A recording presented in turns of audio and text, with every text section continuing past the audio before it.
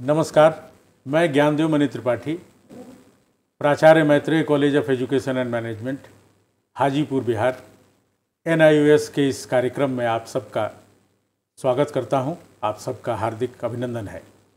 आज की इस चर्चा में हम DLED पाठ्यक्रम के इकाई 502 में वर्णित विषय इकाई व उपलब्धि परीक्षण, निर्माण एवं उपयोग पर बातचीत करेंगे।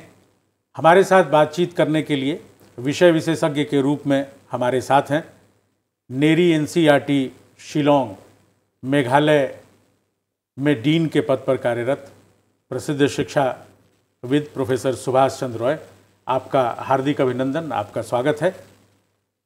डॉक्टर राय से हमारी अपेक्षा है कि वे हमें इकाई परीक्षण संबंधित उन बातों को जो हमारे लिए उपयोगी हैं, हम शिक्षिकाओं के लिए जिसकी आवश्यकता पड़ती है, विशेष करके जब कक्ष में हम अपने अधिगम के परिणाम को जानना चाहते हैं। एक तरह से वह हमारा भी मूल्यांकन है, हम शिक्षक शिक्षिकाओं का भी, जिसका अक्स हम अपने शिक्षार्थियों में देखते हैं। तो सबसे पहले तो सर हम आपसे यह जानना चाहेंगे कि इकाई एवं शिक्षक निर्मित परीक्षण क्या है?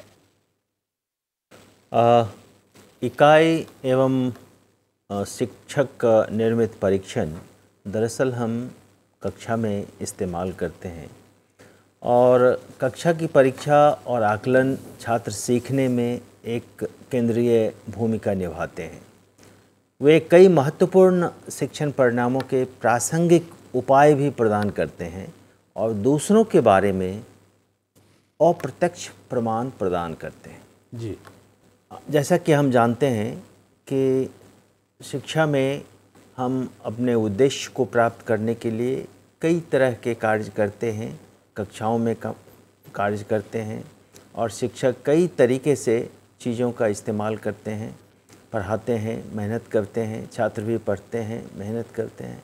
लेकिन छात्र कितना सीख पाया और शिक्षक कितना सिखा पाया, इसको जानने के लिए हम एक आकलन करते रहते हैं और उस आकलन के तरीके में हम देखते हैं कि हम जो पाठ्यपुस्तक में इकाई होती है या उसमें कई पाठ दिए होते हैं, इन इकाई और पाठ के आधार पर शिक्षक अपने पढ़ाए हुए हिस्से के लिए वो एक तरह के प्रश्न का निर्माण करते हैं, जिसे प्रश्नावली करते हैं और समय समय पर उसका उपयोग करते हैं। इन प्रश्नों के माध्यम से बच्चों के विकास का, अधिगम का, सीखने का आकलन हम लगाते रहते हैं। तो इस तरह के निर्माण में जो परीक्षणों का निर्माण हम करते हैं, उसमें किन बातों का खास तौर पर ध्यान रखा जाना चाहिए? क्योंकि ये परीक्षण जितने ही वैध और विश्वसनीय होंगे, इनका परिणाम मुझे लगता है कि उतना ही बेहतर प्राप्त होगा। तो कुछ ऐसी बातें होंगी जिनका ध्यान हमें रखना चाहिए जब हम इस तरह के परीक्षणों का विकास या निर्माण करते हैं। बिल्कुल। कक्षा परीक्षण और आकलन विभिन्न प्रकार के शिक्षण उद्देश्यों के लिए उपयोग में लाया जाता है। इनका निर्देशन प्रक्रिया में उनके स्थान के संदर्भ में सबसे अच्छा वर्णित किया गया है, जो आकलन के प्रकारों के समान रूप से समानता है। ये कई प्रकार की होती है। जैसे पूर्व परीक्षण निर्धारित करने के लिए एक अनुदेशात्मक सेगमेंट, जैसे इकाई या पाठ्यक्रम का जो हिस्सा पढ़ाया जा चुका है, कि शुरुआत में टेस्ट और मूल्यांकन दिया जा सकता है। छात्रों को निर्देश के लिए अनिवार्य कौशल तत्परता निर्धारित करने के लिए या छात्रों को विस्तारित निर्देशित निर्देश देने के लिए, छात्र के स्थान या निर्धारण या निर्देश के संशोधन को निर्धारित करने के लिए, के उद्देश्य को हासिल करने के लिए क्या आवश्यक होगा, इसके लिए हम यह पूर्व परीक्षण करते हैं।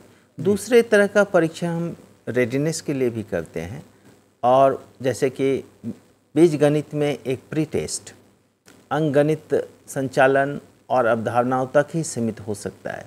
प्री टेस्ट भौतिकी या बीजगणित में बुनियादी भौतिक अवधारणाओं या पूर्वव्यापी कौशल शामिल हो सकते, और मान लीजिए कि कोई जर्मन पढ़ता है या जर्मन शुरू कर रहा है, तो शुरुआत में एक प्री टेस्ट उसकी अंग्रेजी व्याकरण की जानकारी लेने के लिए कर सकते हैं। इसीलिए सीमित डोमेन तक ही सीमित होने के अलावा पहले से बच्चों की अपेक्षाकृत कम स्तर की कठिनाई तब आगे होती है। जी। अनुदेश के दौरान टेस्ट और आकलन प्रारंभिक मूल्यांकन के लिए आधार प्रदान करते हैं। वे सीखने की प्रगति की निगरानी, सीखने की त्रुटियों का पता लगाने और छात्रों और शिक्षक को प्रतिक्रिया प्रदान करने के लिए उपयोग किया जाता है। शिक्षकों ने आमतौर पर प्रशिक्षण, प्रैक्टिस, टेस्ट, क्विज और यूनिट टेस्ट और वैसे ही अनेक तरीके से सीखने के लिए ये प्रारंभिक परीक्षणों को चुनते हैं। ये परीक्षण और आकलन आमतौर पर शिक्षा के कुछ पूर्व निर्धारित खंड को कवर करते हैं जी। और इस प्रकार सीखने के परिणामों का सीमित नमूना शामिल नहीं करते हैं। परीक्षात्मक वस्तुओं के प्रकार और अधिक जटिल प्रदर्शन मूल्यांकन कार्यों का मिश्रण देखभाल के साथ चयन किया जाना चाहिए, ताकि यह सुनिश्चित किया जा सके कि उच्च प्राथमिक लेकिन संभवतः आकलन करने में मुश्किल है और आकलन में उद्देश्यों का पर्याप्त रूप में प्रतिनिधित्व किया गया है कि नहीं। एंड ऑफ निर्देश परीक्षा, यानी परीक्षा के अंत का में जो हम मूल्यांकन लेते हैं वो अमूमन टीचर मेड टेस्ट होता है, जो शिक्षक बनाते हैं, शिक्षक निर्मित परीक्षण होता है। शिक्षा के अंत में हमारा मुख्य हित उद्देश्य उस हद तक मापने में है जिसके उद्देश्य सीखने के उद्देश्य और प्रदर्शन मानकों को हासिल किया गया है। हमें यह पता करते हैं कि कितना सीखना था और बच्चों ने कितना सीखा है जी। यद्यपि इन परीक्षाओं के अंत या आकलन प्राथमिक रूप से समेटिव आकलन इवैल्यूएशन के लिए उपयोग में लाया जाता है, वे अन्य कागजों की भी सेवा करते हैं। इसके अतिरिक्त उनसे हम कई अन्य चीज़ों का भी पता लगा लेते हैं। छात्रों के लिए फीडबैक देने के लिए हम फॉर्मेटिव परीक्षा का इस्तेमाल करते हैं। छात्रों को अधिक चुनौतीपूर्ण वाला काम करने, उपचारात्मक कार्य सौंपने और निर्देश का आकलन करने के साथ ही ग्रेडिंग के उद्देश्य के लिए भी हम फॉर्मेटिव इवैल्यूएशन के तहत उन्हें तैयार करते हैं। वास्तव में वे दोनों प्रारंभिक और समेटिव इवैल्यूएशन के कार्य की ही पूर्ति करते हैं, लेकिन कुछ कारणों से एक अलग तरह की सेवा करते हैं। अब बनाते कैसे हैं जी? आप ये जानना चाहेंगे कि प्रश्न पत्रों का निर्माण कैसे हो। प्रश्न पत्रों का निर्माण करने के लिए एक ब्लूप्रिंट की सहायता लेते हैं और ब्लूप्रिंट की सहायता में सबसे पहले शिक्षा के उद्देश्य को समझने की कोशिश करते हैं। विषयवार शिक्षा के उद्देश्य की एक तालिका बना ली जाती है और उसके बाद पाठ्यक्रम के सामग्री को उसमें रेखांकित किया जाता है। फिर उसमें दो तरफा चार्ट तैयार कर लिया जाता है और दो तरफा चार्ट तैयार करके एक तरफ हम शिक्षा के उद्देश्य, जिसमें जानकारी, जिसमें कौशल, जिसमें प्रॉब्लम सॉल्विंग एप्लीकेशन, जिसमें एप्लीकेशन ऑफ स्किल्स, ये सारी चीज़ों की एक तरफ के चार्ट में रखते हैं और दूसरे तरफ के चार्टों में प्रश्नों के प्रकार और उनको दिए जाने वाले वेटेज होते हैं। इस प्रकार से हम ब्लूप्रिंट के हिसाब से पहले एक ब्लूप्रिंट तैयार करके और तब हम प्रश्न तो पहला चरण है एक तरह से ब्लूप्रिंट का निर्माण करना। ऐसे परीक्षणों के लिए अनिवार्य है कि पहले हम ब्लूप्रिंट तैयार करें ताकि हम एक संतुलित प्रकार के प्रश्न पत्र का निर्माण कर सकें और उसके मुख्य बच्चों के विकास में मुख्य जो हिस्से होते हैं उसकी जांच कर सकें शिक्षा के उद्देश्य के अनुरूप। उसके बाद निर्णय लेने का मूल्यांकन करना और इसका मूल्यांकन कैसे करना है इसकी चर्चा करते हैं। उसमें मूल्यांकन करने के लिए क्या करें, अभी तक बहुत से शिक्षकों को नतीजतन ही बिना किसी पैटर्न का ये काम करना पड़ता था। इस बात पर गंभीरता से अब विचार कर हम मूल्यांकन करने की बात करते हैं ब्लूप्रिंट के आधार पर। मतलब जहां ये कह सकते हैं कि ये ऐसे परीक्षणों को मानकीकृत करते हुए और तब हम उसका उपयोग सुनिश्चित करें। जी।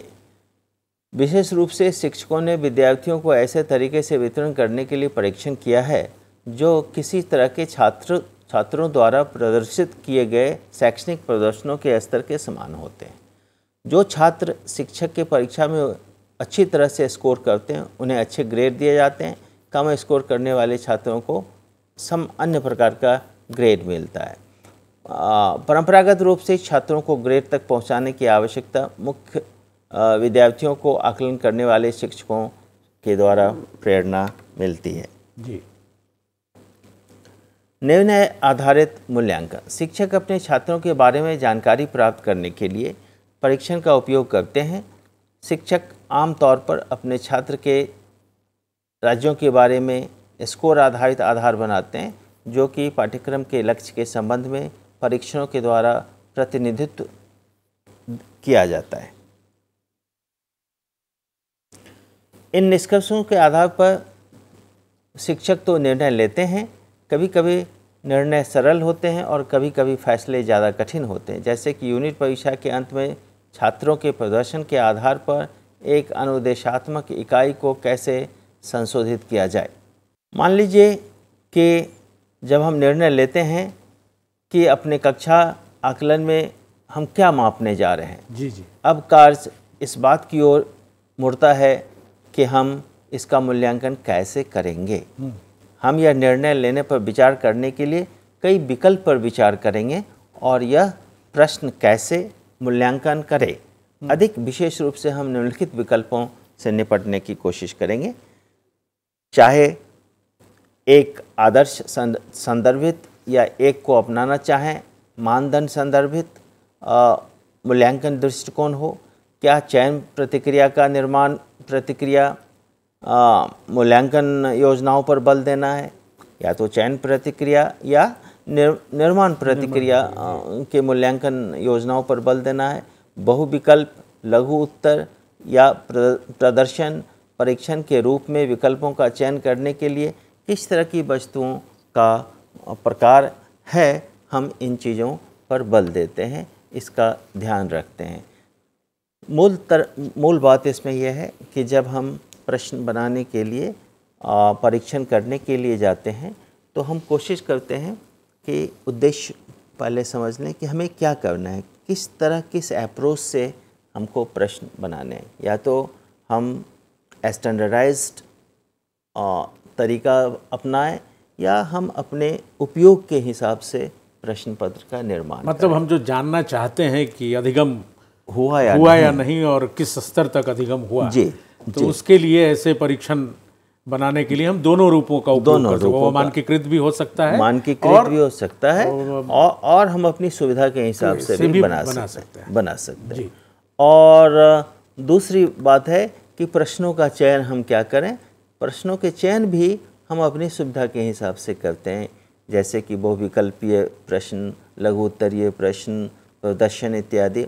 किस तरह के प्रश्न की आवश्यकता है उसमें जानने के लिए, उद्देश्य सीखने की क्रिया को पता लगाने के लिए, उस हिसाब से हम इसका चयन करते हैं। मानक आधारित कक्षा मूल्यांकन। दरअसल दो प्रकार के शैक्षिक मानकों को आपके बारे में जानने की ज़रूरत है। एक सामग्री मानक ज्ञान या कौशल का वर्णन करता है जो कि शिक्षकों को छात्र सिखाना चाहते हैं, और एक निष्पादन मानक प्रवीणता के वांछित स्तर को पहचानता है जिसमें शिक्षकों को एक सामग्री मानक महारत हासिल है।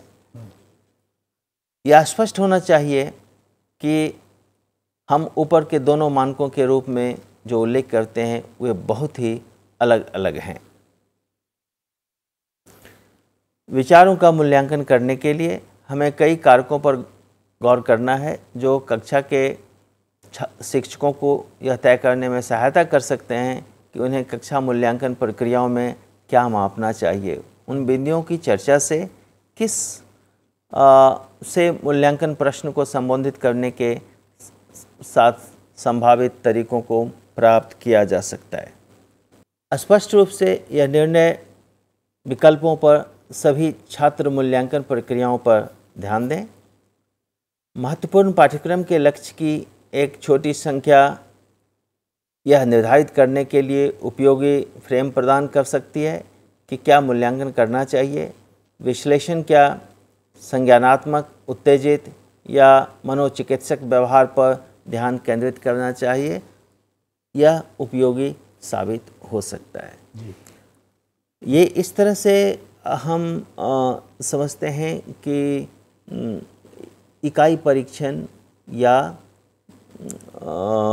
उपलब्धि परीक्षण की आवश्यकता क्या है, क्यों है इसकी आवश्यकता और क्यों इसे होनी चाहिए और इसके निर्माण की प्रक्रिया क्या हो सकती है। तो अभी तक हम लोगों ने समझा कि इसकी बड़ी आवश्यकता है यह जानने के लिए कि हमारी प्रगति कैसी चल रही है, पढ़ाने में, शिक्षण कार्य में हमारी कैसी प्रगति चल रही है, बच्चे कितना आगे बढ़ रहे हैं। और इसके लिए हम तरह तरह के प्रश्न पूछते हैं। दरअसल यह परीक्षण कुछ नहीं, प्रश्नों का एक समूह होता है जी। लेकिन इसमें दोनों ही तरीके हैं। हम इन्हें अपनी उपयोगिता के आधार पर पूछ सकते हैं और हम इन्हें मानकीकृत प्रश्नों का भी इस्तेमाल कर सकते हैं। शिक्षक के रूप में जिन प्रश्नों का हम निर्माण करते हैं उन प्रश्नों को का मानकीकृत हम भी कर सकते हैं। और मानकीकृत करने के कुछ चरण हैं, कुछ तरीके हैं जिसके आधार पर हम प्रश्नों का मानकीकृत करते हैं। तो मानकीकृत करने के लिए हम प्रश्नों की एक लंबी फहरिस्त बना लेते हैं और फहरिस्त बना करके अपने उद्देश्य के हिसाब से हर प्रश्न एक उद्देश्य की प्राप्ति करता है और एक या एक से अधिक उद्देश्य की प्राप्ति करता है। तो प्रश्न को हम अपने उद्देश्य के हिसाब से प्रश्न का निर्माण करते हैं और प्रश्नों में भी कई वैरायटी, कई प्रकार हम रखते हैं, जिसमें निबंधात्मक प्रश्न होते हैं, लघु उत्तरीय प्रश्न होते हैं, बहुविकल्पीय प्रश्न होते हैं, मैचिंग होता है, ट्रू फॉल्स होता है, कई मल्टीपल चॉइस क्वेश्चंस, कई तरह के प्रश्न हम रखते हैं और रखना भी चाहिए। और इसके बाद अब कई विशेषज्ञों की नज़र से इसे गुजारते हुए फिर इसको एक बार फाइन ट्यून करते हैं, इसको एक बार इसका परिमार्जन करते हैं और उसके बाद फिर हम इसको इसमें कई चीज़ों का ध्यान रखते हैं कि प्रश्न में द्विअर्थी कोई बात नहीं हो, प्रश्न के शब्द कठिन ना हो, बच्चों के स्तर के प्रश्न हो, कोई भावनात्मक चीज़ें नहीं हो। ये सारी चीज़ें हम प्रश्न बनाते समय ध्यान में रखते हैं। विषय के शब्द इस्तेमाल हुए हों, प्रचलित शब्दों का इस्तेमाल हुआ हो और इन सब शब्दों का इन सब बातों का ध्यान रखते हुए जब हम प्रश्न का निर्माण करते हैं और फिर विशेषज्ञों की नज़र से उसे गुजारते हैं तो प्रश्न के अंदर ताकत आ जाती है, प्रश्न चुस्त और दुरुस्त बन जाता है। फिर भी हम कोशिश करते हैं कि इसको और इसका मानकीकृत करें। तो सामान्य तरीका जो मानकीकृत का है कि हम इसे बच्चों के बीच में हम उसको चलाते हैं, उसका एडमिनिस्ट्रेशन करते हैं, बच्चों के ऊपर उसका प्रयोग करते हैं और बच्चों के द्वारा दिए गए अंकों को हम फिर मूल्यांकन करके अंकों की एक लिस्ट बनाते हैं और ऊपर से 1/3 जो सबसे ज़्यादा अंक लेने वाले 1/3 बच्चों को ऊपर से हटा देते और 1/3 बच्चे जो सबसे कम अंक प्राप्त किए हैं उन प्रश्न पत्रों में उसको हटा देते हैं और बीच वाले प्रश्नों को हम लेते हैं और वे प्रश्न हमारे उनकी रिलायबिलिटी और उनकी वैलिडिटी, जो विश्वसनीयता है ऐसे प्रश्नों की, वो बहुत अच्छी होती है और वह प्रश्न फिर हमारे लिए एक मानकीकृत प्रश्न के रूप में हम उसका इस्तेमाल कर सकते हैं। हाँ, इसके पीछे कुछ गणितीय प्रक्रिया भी की जाती है, वह सब करने के बाद, लेकिन मोटे तौर पर इस रूप में हम प्रश्न को मानकीकृत करते हैं और ये हमारा इकाई परीक्षण और शिक्षक मेड, टीचर मेड परीक्षण जिसको हम कहते हैं, शिक्षक द्वारा बनाया हुआ परीक्षण टेस्ट इस प्रकार का होता है। और इसका उपयोग दोनों ही तरह के की परीक्षाओं में, एक तो जो हम समेटिव इवैल्यूएशन जिसको कहते हैं, जो साल के अंत में या 6 महीने पे या 3 महीने पे करते हैं, और दूसरा जो हम दैनिक रूप में बच्चों की पहचान करते हैं, एक फॉर्मेटिव इवैल्यूएशन करते हैं प्रतिदिन प्रति वर्ग, उसमें भी इनका कुछ हद तक हम प्रयोग कर सकते हैं। और इसके अलावा pre test, post test, placement इत्यादि कई पास फेल रिकॉर्ड कई मामलों में भी हम इसका इस्तेमाल करते हैं। तो इस तरह से इकाई परीक्षण और उपलब्धि परीक्षण, यह मूल्यांकन बहुत ही शिक्षण अधिगम के साथ साथ इसकी बहुत आवश्यकता होती है। और शिक्षण अधिगम की योजना बनाते समय ही मूल्यांकन परीक्षण की योजना भी बन जानी चाहिए, और इस तरह से एक काफ़ी प्रभावी शिक्षण अधिगम की व्यवस्था में एक प्रभावी परीक्षण की योजना भी होती है। आज की इस चर्चा में डॉक्टर सुभाष चंद्र राय ने विस्तार से हमें इकाई व उपलब्धि परीक्षण, जो शिक्षक निर्मित परीक्षण हैं, उनके बारे में बताया। विशेषकर इन्हें बनाते हुए इनके विकास में किन किन बातों का हमें ध्यान रखना चाहिए, किस तरह से ये मानकीकृत होंगे, विश्वसनीय परीक्षण होंगे, और इनकी उपयोगिता क्या क्या हो सकती है, इसे आज हम सब ने जाना। हम आप सब की ओर से इस जानकारी के लिए आपके आभारी हैं और आपको धन्यवाद देते हैं। आप सभी शिक्षार्थियों का भी बहुत बहुत आभार और धन्यवाद।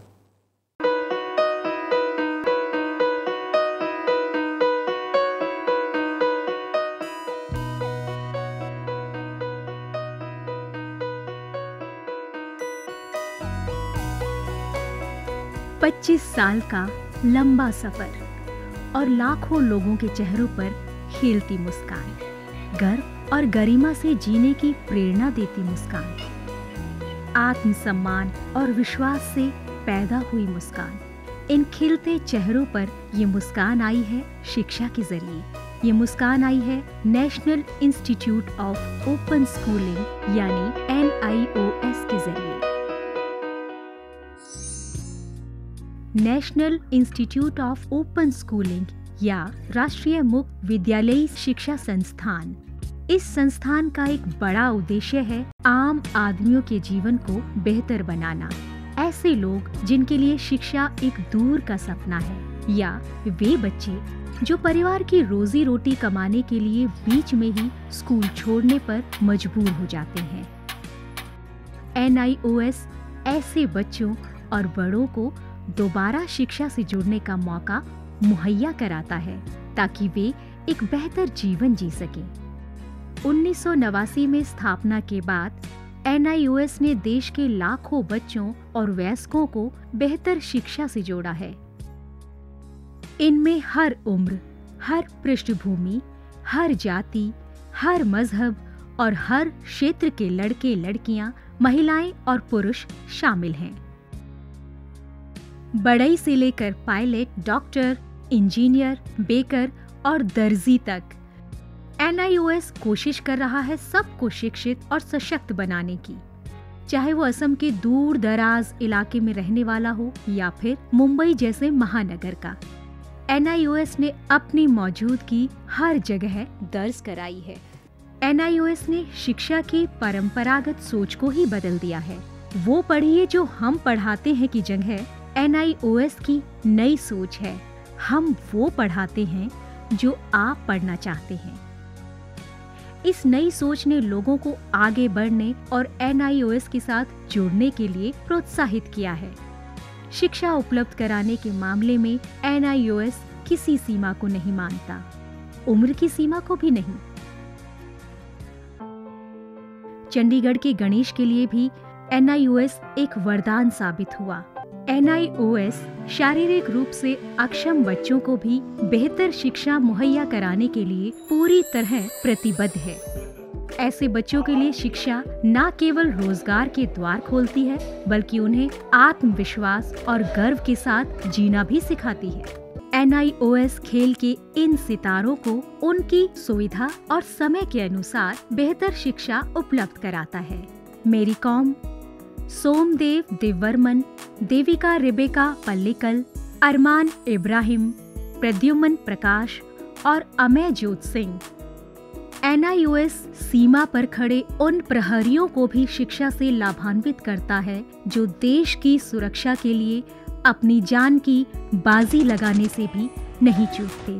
सच तो ये है कि NIOS की पहुंच हर ओर रहती है, चाहे वो दूर दराज के आदिवासी हो या जेल की कोठरी में बंद कैदी या फिर ग्रामीण और शहरी क्षेत्रों के गरीब निवासी। देश में कहीं भी कोई भी व्यक्ति, स्त्री, पुरुष, लड़का, लड़की, अमीर, गरीब शिक्षा से वंचित न रहे। राष्ट्रीय मुक्त विद्यालयी शिक्षा संस्थान का यही मिशन है। राष्ट्रीय मुक्त विद्यालय शिक्षा संस्थान पूरे देश में शिक्षा के साथ साथ कौशल विकास के क्षेत्र में बहुत सारे कोर्सेज दे रहा है। लगभग 100 से ज़्यादा कोर्सेज हैं। हम दूर दराज के गांव में अपने संस्थान बनाते हैं और वहाँ के बच्चों को, वहाँ के बच्चियों को, वहाँ के वयस्कों को हुनर के क्षेत्र में शिक्षा पहुँचाते हैं।